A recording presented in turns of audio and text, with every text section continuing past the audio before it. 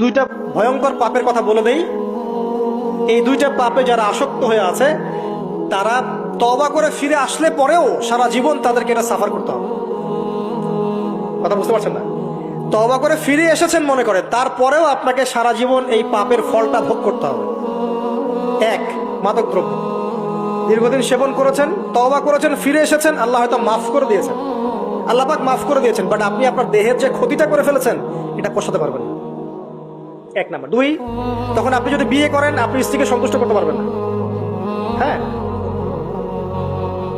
দুই নাম্বার হচ্ছে এই যে গোপনে যুবকরা যে পাপটা করে, মাস্টারবেশন, যেটাকে আমরা বলি হস্তমৈথুন, এই পাপ যেসব যুবকরা করছে বা করে, এবং অ্যাভেলেবেল এই পাপটা সবাই করে, কারণ এখন পর্নের যুগ, পর্ন দেখলে তো আর কোনো উপায় নাই, তখন তো এই পথেই যেতে হচ্ছে, নিজের উপরে নিজেকে জুলুম করতে হচ্ছে। যারা হস্তমৈথুন অভ্যস্ত হয়ে গেছে এরা যদি তওবা করে ফিরেও আসে, শরীরের যে ক্ষতিটা হয়েছে এটা পূরণ হবে না।